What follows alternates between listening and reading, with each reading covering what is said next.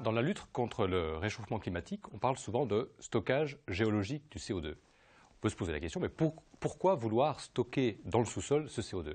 Alors pour aborder cette question, il faut parler de l'effet de serre et du CO2. Donc c'est la question qu'on va aborder ici, effet de serre et le lien bien sûr avec le CO2. Et on verra pourquoi ça peut être intéressant de le stocker géologiquement.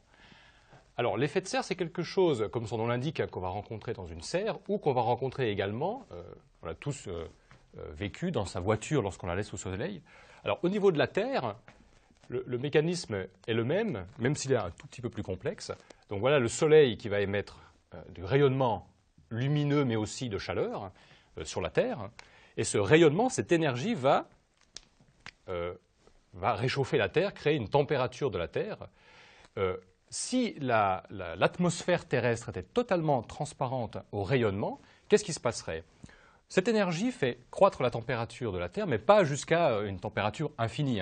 Si on place un corps face au Soleil, il va se réchauffer, mais il ne va pas augmenter sa température de manière indéfinie. D'ailleurs, c'était une question qui a été résolue d'abord par Joseph Fourier il y a à peu près 200 ans, et qui se posait la question, mais comment se fait-il qu'on a une température d'équilibre? Parce qu'on obtient une température d'équilibre. Eh bien, ce mystère, c'est que simplement tout corps va rayonner également, et va rayonner en fonction de sa température, mais un spectre de rayonnement qui est bien sûr différent du Soleil. Chaque corps va rayonner quelque chose de différent. Eh bien, la Terre, c'est la même chose. Si jamais il n'y avait pas d'effet de serre, la température sur Terre serait de moins 18 degrés. Et cette température assurerait l'équilibre entre l'énergie reçue par le Soleil et l'énergie réémise par la Terre sous forme de rayonnement, alors plutôt infrarouge. Voilà. Or, l'atmosphère, qui est une fine couche que j'ai dessinée ici, contient des gaz à effet de serre. Ça, c'est très important. Gaz à effet de serre, qu'on va détailler plus loin. Et ces gaz à effet de serre, en fait, eh bien, ils vont piéger une partie du rayonnement qui est réémis.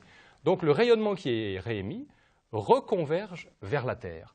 Alors à ce moment-là, la situation change. La Terre, la fine couche atmosphérique, va augmenter sa température pour que le rayonnement augmente vers l'univers. Donc la température sur Terre va passer de moins 18 à 15 degrés, qui est une température un peu plus raisonnable, pour pouvoir équilibrer le rayonnement réémis avec le rayonnement incident. Et ces deux rayonnements sont égaux. Nous sommes dans un système à l'équilibre. Alors, quels sont les gaz à effet de serre qui vont assurer ce passage de cette température à 15 degrés? Le premier gaz à effet de serre, qui a un rôle majeur, c'est la vapeur d'eau. On voit bien qu'il y a des nuages dans le ciel, de la vapeur d'eau, et un rythme très compliqué d'ailleurs d'échange d'eau dans le cycle de l'eau sur Terre. Et cette contribution de la vapeur d'eau assure le passage de moins 18 degrés à 15 degrés. Le deuxième constituant gaz à effet de serre, c'est le CO2, ce dioxyde de carbone. C'est là qu'il intervient dans notre histoire. Et ce CO2 va assurer également une composante à l'effet de serre. Il y a d'autres gaz aussi, mais qui jouent un rôle moins important, comme le CH4, le méthane, l'ozone et bien d'autres. Mais les deux principaux sont ceux-là. Donc la vapeur d'eau est présente à 0,3% dans l'atmosphère, et le CO2 encore moins, 0,03% à peu près. Mais alors la différence entre les deux, la grande différence entre les deux, c'est que la vapeur d'eau ne s'accumule pas. Si on a beaucoup d'eau dans l'atmosphère, eh bien, il pleut tout simplement, et on le constate assez régulièrement. Le CO2, par contre, c'est une forme très stable du carbone, c'est un résidu de combustion, et malheureusement, ce CO2 s'accumule et reste dans l'atmosphère. Donc depuis, disons, l'ère industrielle, depuis 200 ans, où on va utiliser de l'énergie en brûlant des hydrocarbures, charbon, pétrole, gaz, eh bien, petit à petit, le CO2 s'accumule dans l'atmosphère.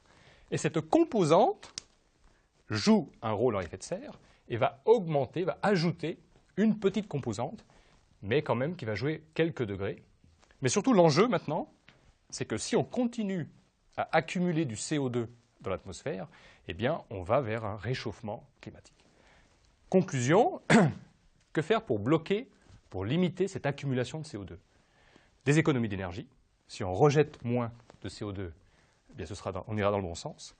on peut utiliser des énergies décarbonées, énergies renouvelables, des énergies qui n'émettent pas du CO2, ou on peut capter le CO2 dans des grandes sources qui en produisent beaucoup, typiquement une usine électrique fonctionnant au charbon par exemple, et on l'injecte dans le sous-sol, dans des zones adéquates, de manière permanente, à des temps très longs, et on évite ainsi, tout en produisant de l'énergie, une accumulation du CO2 dans l'atmosphère. Et on espère ainsi pouvoir limiter le réchauffement climatique.